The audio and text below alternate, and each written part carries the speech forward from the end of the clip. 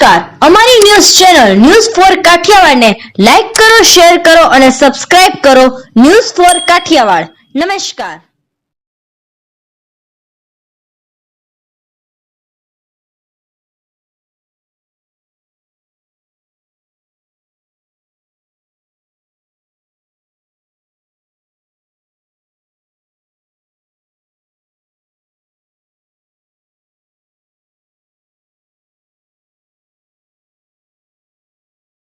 રક્ષાબંધનના પવિત્ર દિવસે અનાથ દિવ્યાંગોને હૂંફ આપતી માજી શૈક્ષણિક સંસ્થાઓ, મહિલા મંડળો તથા સાધુ સંતો.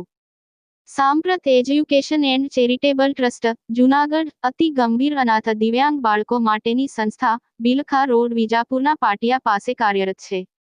સંસ્થામાં 86 બાળકો 24 કલાક નિવાસ કરે છે, જેમાં 7 બાળકો 6 વર્ષથી નાના છે, જેમને ઘોડિયામાં રાખેલ છે. આ દિવ્યાંગ બાળકોને સમાજ પણ સ્વીકારવા તૈયાર નથી, તેવા બાળકોને CWCના આદેશથી સંસ્થા રાખેલ છે.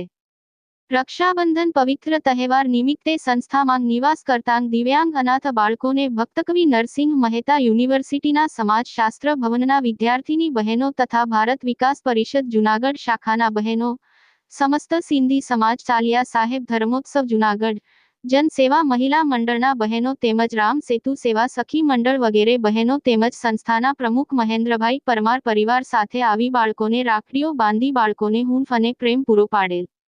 આ તકે જૂનાગઢ યુનિવર્સિટી સમાજશાસ્ત્ર ભવનના પ્રો. ડો. ઝાલા સાહેબ, ડો. પરાગ દેવાણી સાહેબ, સિંધી સમાજના અગ્રણી શ્રી રાજુભાઈ બજાજ, ભારત વિકાસ પરિષદના ભાવિશાબેન વાસણ તેમજ સ્વામી મંદિરના ઋષિકેશદાસ સ્વામી રક્ષાબંધનના દિવસે પધારી બાળકોને આશીર્વાદ આપેલ. આમ આખો દિવસ રક્ષાબંધનની ઉજવણી કરી હતી, જે બદલ સંસ્થાના પ્રમુખ મહેન્દ્રભાઈ પરમારે આવેલ તમામ મહેમાનોનો આભાર વ્યક્ત કરેલ. સંસ્થામાં પધારી બાળકોને હૂંફ અને પ્રેમ આપવા જણાવેલ છે.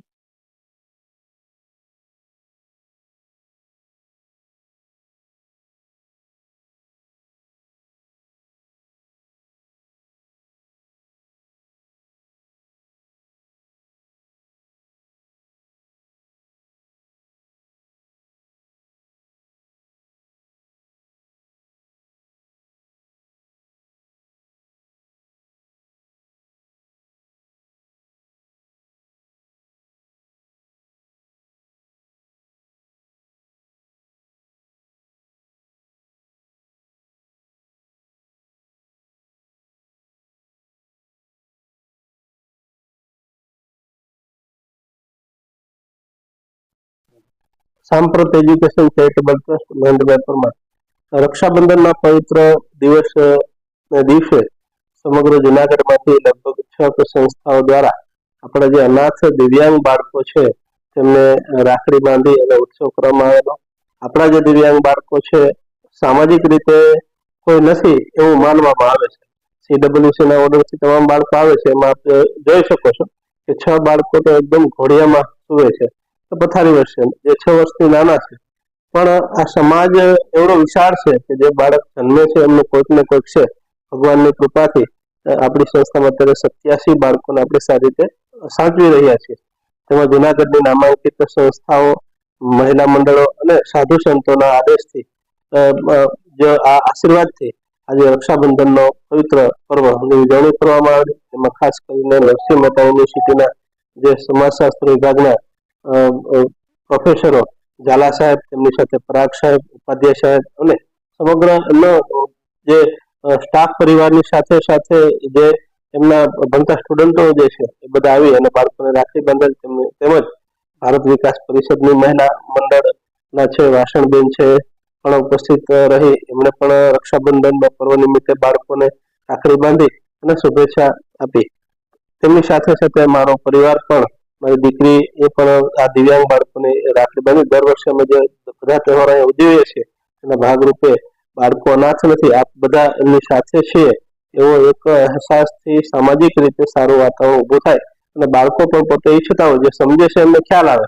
એટલે એટલા માટે આ એક ઉત્સવ ઉજવવા તેમની સાથે સાથે ઘણી બધી સંસ્થાઓ, મહિલા મંડળ છે, પછી જન સેવા મહિલા મંડળ છે, સ્વામી જે ગુરુકુળ ઋષિકેશદાસ સ્વામી જે ગુરુકુળના સ્વામી છે એ પણ ઉપસ્થિત રહી અને આ તકે રક્ષાબંધનની વ્યવસ્થિત ઉજવણી કરવામાં આવે. તેમની સાથે સાંજે સત્સંગ પણ રાખવામાં આવે, જેમાં ઝૂલેલાલ સિંધી સમાજના રાજુભાઈ બજાજ દ્વારા પણ આ એક વિશેષ કાર્યક્રમ રાખી અને સિંધી સમાજના સંપૂર્ણ જુનાગઢ જિલ્લાના જે સિંધી સમાજના લોકો છે તે પણ ઉપસ્થિત રહી બાળકોને હર્ષોલ્લાસ સાથે એક સાંસ્કૃતિક કાર્યક્રમ પણ રાખવામાં આવેલ. આવી રીતે આપણા જે અનાથ બાળકો છે એ અનાથ દિવ્યાંગ નથી, ભલે કંઈક ને કંઈક રીતે સામાજિક પરિસ્થિતિને કારણે છૂટા પડેલા છે, પણ આપણે સંસ્થામાં વાંચવા માટે નિમિત્ત થયા છે એમ સારો સમાજ પણ સહકાર આપી અને રક્ષાબંધનની પવિત્ર દિવસની વિશેષ રીતે ઉજવણી કરવામાં આવે છે. જુનાગઢના તમામ જે નરસિંહ મહેતા યુનિવર્સિટી છે, સિંધી સમાજ, પછી ઋષિકેશ સ્વામી તેમજ તેમના જે બધા સાધુ સંતો છે તેમની સાથે સાથે ભારત વિકાસ પરિષદ અને જનસેવા મહિલા મંડળ, રામ સેતુ સેવા સખી મંડળ, આમ અનેક સંસ્થાઓ અને મહિલા મંડળોનો હું આ તકે ખૂબ ખૂબ આભાર માનું છું.